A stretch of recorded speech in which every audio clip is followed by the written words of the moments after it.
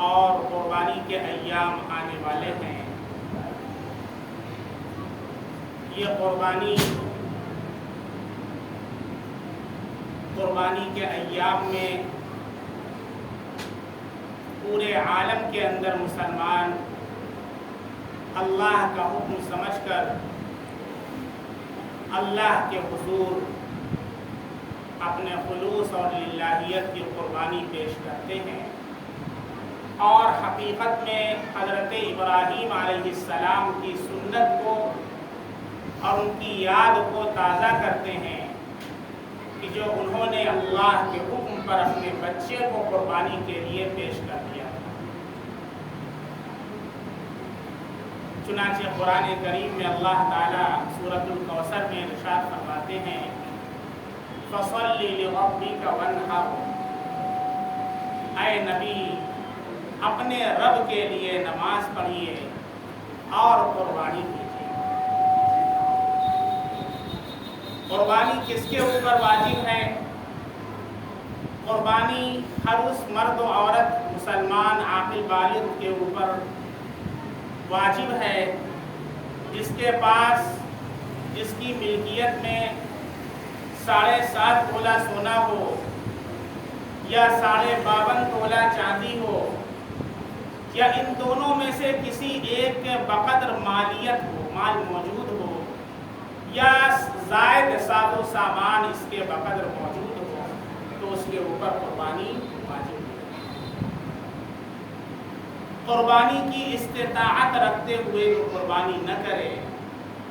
ہمارے نبی صلی اللہ علیہ وسلم کا سخت ارشاد اس کے بارے میں، چنانچہ ہمارے نبی صلی اللہ علیہ وسلم کا ارشاد ہے مَنْ وَجَدَ سِعَةً وَلَمْ يُضَحِّ فَلَا يَقْرَبَنَّ مُصَلَّانَا، یعنی جو قربانی کرنے کی استطاعت رکھتا ہے اور اس کے بعد بھی قربانی نہ کرے تو وہ نماز پڑھنے کے لیے ہماری عیدگاہ میں نہ ہے۔ اس قدر سخت ناراض ہیں نبی کریم صلی اللہ علیہ وسلم اس شخص سے جو باوجود استطاعت کے قربانی نہیں کرتا ہے۔ قربانی ابا اماں کی طرف سے اگر ان کے صاحب نصاب نہیں ہے، صاحب استطاعت نہیں ہے، آپ کروائیں بہتر ہے۔ لیکن اگر آپ کے اوپر قربانی واجب ہے، آپ کی بیوی کے اوپر قربانی واجب ہے اور اس کی طرف سے قربانی نہیں کیا تو وہ گنہگار ہے۔ اسی طریقے سے آپ کے اوپر قربانی واجب ہے، آپ نے اپنے نام سے نہیں کیا، ابا اماں کے نام سے کر دیا، تو آپ چونکہ اپنے اوپر جو قربانی واجب ہے اس کو آپ نے ادا نہیں کیا، اس لیے آپ گنہگار ہیں۔ ایک دوسری روایت حضرت عائشہ رضی اللہ عنہا سے فرماتی ہیں اللہ کے نبی صلی اللہ علیہ وسلم کا ارشاد ہے کہ ایام نحر میں، قربانی کے ایام میں ابن آدم کا کوئی بھی عمل اللہ کے نزدیک قربانی سے زیادہ محبوب نہیں، اور قربانی کا خون زمین پر گرنے سے پہلے اللہ کے یہاں مقبول ہو جاتا ہے۔ اور یہ قربانی کا جانور اپنے گوشت کے ساتھ، اپنے بالوں کے ساتھ، اپنے سینگوں کے ساتھ، اپنے خروں کے ساتھ اللہ کے سامنے کل قیامت کو دکھائے گا۔ فَطِيبُوا بِهَا نَفْسًا، اس لیے خوش دلی سے قربانی کیا۔ اس لیے قربانی کو ایک عبادت سمجھ کر کے کرنا ہے، اور بعض حضرات جو اس کے اوپر اعتراض کرتے ہیں اور جہاں قربانی کے ایام آتے ہیں آپ دیکھیں گے کچھ سوشل میڈیائی مفکرین آ جاتے ہیں، جن کو کیا کہتے ہیں؟ سوشل میڈیائی مفکرین۔ اور وہ کیا لکھتے ہیں سوشل میڈیا پر؟ قربانی کرنے سے بہتر ہے کسی غریب کا چولہا جلا دیں، قربانی کرنے سے بہتر ہے کسی لڑکی کی شادی کروا دیں، قربانی کرنے سے بہتر ہے کہ کسی کی تعلیم کے اندر خرچ کر دے اور اس کی فیس جمع کر دے۔ تو میں وہاں پر کیا کہتا ہوں؟ قربانی کرنے سے میں کہتا ہوں 20,000 کا موبائل لینے سے بہتر ہے کہ کسی غریب بچی کے شادی میں 20,000 روپیہ دے دیں۔ بات سمجھ میں آ رہی ہے؟ شادی میں کروڑوں خرچ کرنے سے بہتر ہے کہ 10 بچوں کی کفالت کریں۔ وہاں پر تو آپ کو سمجھ میں بہت آتا ہے، ہر بچے کے پاس موبائل ہے، بیوی کا الگ موبائل ہے، اپنا الگ موبائل ہے۔ یہاں پر تو آپ کو کمپیئر نہیں کرنا ہے، سارا کمپیئر وہیں پر کرنا ہے جو اللہ کی طرف سے۔ جیسے نماز فرض ہے اور آپ نماز نہ پڑھیں اور کہیں غریب کو ٹھنڈا پانی پلا دیں، تو غریب کو ٹھنڈا پانی پلانا بڑی عبادت ہے، آپ پلائیں، کون منع کرتا ہے؟ لیکن نماز تو پڑھیں۔ حج کرنا ایک اہم عبادت ہے، اب کہیں حج کرنے سے بہتر ہے کسی غریب کے گھر کا چولہا جلا دیں اور حج کو چھوڑ کر کے چولہا جلا دیں، نہیں، آپ چولہا بھی جلائیں اور حج بھی کریں۔ ساری سوشل میڈیائی سارے مفکرین جو ہیں وہ ان عبادتوں سے بچا کر کے اس پر خرچ کریں، اور اللہ کیا فرماتا ہے؟ وَيَسْأَلُونَكَ مَاذَا يُنْفِقُونَ، لوگ آپ سے پوچھتے ہیں کہ کیا خرچ کریں۔ اللہ نے فرمایا قُلِ الْعَفْوَ، قُلِ الْعَفْوَ، یعنی جو اپنے بیوی بال بچوں پر خرچ کرنے سے، زکوٰۃ دینے سے اور اسی طریقے سے حج کرنے سے جو تمہاری ضروریات سے بچ جائے، قُلِ الْعَفْوَ، خرچ کرو، کون منع کرتا ہے؟ اللہ نے آپ کو نوازا ہے، پورے محلے والوں کو آپ کھانا کھلائیں، لیکن یہ کہنا کہ قربانی چھوڑ کر کے کسی کے گھر کا چولہا جلایا جائے، تو ایسے لوگ نہ قرآن سے واقف ہیں نہ احادیث سے واقف ہیں، بلکہ وہ اللہ کے نبی کے ارشاد کو اپنے پیروں تلے روند بھی کریں۔ اس لیے ایسے لوگوں کی بات کو اپنے کان میں نہ لائیں، اپنے دماغ میں نہ بننے دیں۔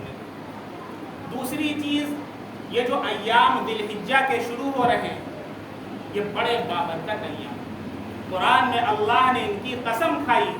سورۃ الفجر میں اللہ کا ارشاد ہے والفجر ولیال عشر، قسم ہے فجر کی اور 10 راتوں کی۔ تفسیر ابن کثیر کے اندر 10 راتوں کی تفسیر کی گئی ہے ذی الحجہ کے 10 دنوں سے۔ جو ذی الحجہ کے 10 دن ہوتے ہیں یہ بڑے بابرکت ایام ہیں، چنانچہ روایتوں کے اندر آتا ہے کہ اس کے ایک دن کا روزہ رکھنا 1 سال کے روزہ رکھنے کے بقدر ثواب، اور اس کی ایک رات میں عبادت کرنا 1 سال عبادت کرنے کے بقدر ثواب کی رات۔ اور یوم عرفہ کے بارے میں خاص طور سے ہمارے نبی صلی اللہ علیہ وسلم سے پوچھا گیا کہ یوم عرفہ جو 9 ذی الحجہ ہوتا ہے اس دن روزہ رکھنے کا کیا ثواب ہے؟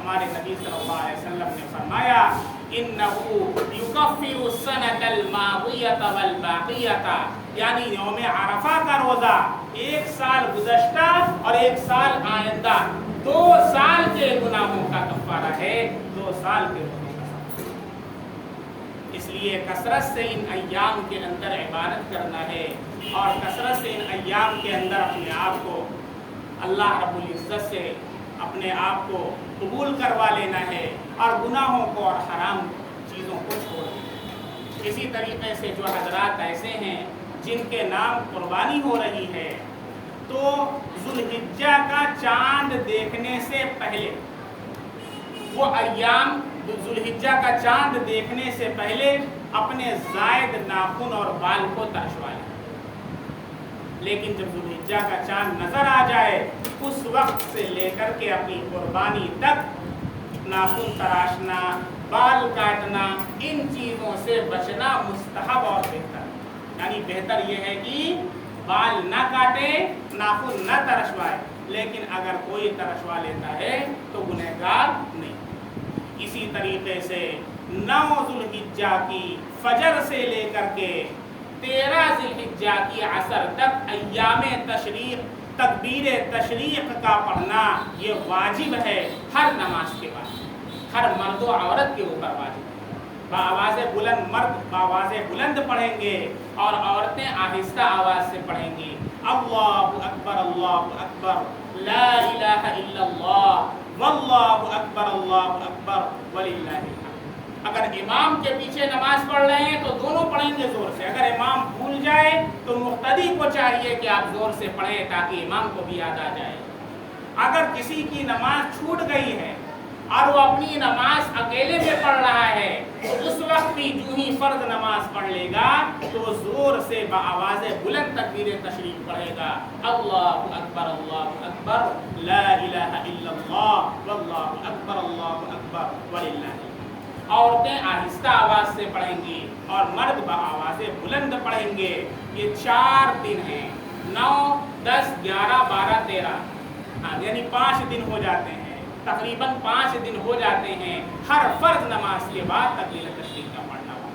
इसका ख्याल रखें। इसी तरीके से साल में 5 दिन रोज़ा रखना हराम है। एक ईद उल फितर का रोज़ा, एक ईद उल अज़हा का रोज़ा और 3 दिन अय्याम तशरीक़ के यानी 11, 12 और 13, ये 5 दिन रोज़ा रखना हराम है। इसमें रोज़ा रखना जायज़। इसके अलावा 9 तक रोज़ा रखना, ये इसके बड़े फ़ज़ाइल अहादीस के अंदर आए हैं जो आपके सामने बयान किए। इसलिए जो हज़रात अब तक कुर्बानी करने की नीयत नहीं किया है उन्होंने, या आपकी अहलिया के पास इतना माल है कि कुर्बानी उसके ऊपर वाजिब है लेकिन वो कुर्बानी नहीं करती है, तो आप अपने घर के अंदर भी जा कर के उनको बताएं और इरादा करें कि इंशाअल्लाह इस साल हम कुर्बानी करेंगे और वाजिब को अदा करेंगे, वरना तो गुनहगार। और इसी तरीके से जो मसाइल बताए गए हैं वो मसाइल भी जा कर के बताएं। अक्सर औरतें तकबीर तशरीक़ के मसाइल नहीं जानती हैं तो वो तकबीर तशरीक़ नहीं पढ़ा करती, लेकिन उनको बताएं कि जैसे मर्दों के लिए वाजिब है ऐसे ही औरतों के लिए भी वाजिब है, ताकि वो भी इस तकबीर तशरीक़ को पढ़ें और गुनाहगार होने से बच सकें। इसी तरीके से नाखून को अगर आपके नाम कुर्बानी हो रही है तो आप चांद होने से पहले पहले अपने नाखून को, अपने बाल वगैरह को बनवा लें, क्योंकि मुस्तहब यानी बेहतर मुस्तहब काम हम और आप नहीं करेंगे तो फिर कौन करेंगे? हम और आप अगर मुस्तहब नहीं करेंगे, बेहतर काम नहीं करेंगे तो शराब खाने में जो शराब पीने वाला है वो करे। अरे हम ही और आपको मुस्तहब काम करना है, हम ये सोचते हैं कि भाई मुस्तहब ही तो है इसलिए लाओ छोड़ दो। नहीं, मुस्तहब को पकड़ना है, वो मुस्तहब है, बेहतर है, इसलिए हमें उसको करना है, छोड़ना नहीं है। अल्लाह रब्बुल इज़्ज़त हम सबको अय्याम कुर्बानी की कदर करने वाला बनाए और इसके अंदर रोज़ा रखने की और रात में नमाज पढ़ने, इबादत करने की तौफीक अता फरमाए। जिन हज़रात के ऊपर कुर्बानी वाजिब है अल्लाह उनको अपने वाजिब हक़ की अदायगी की तौफीक अता फरमाए। व आखिरु दावाना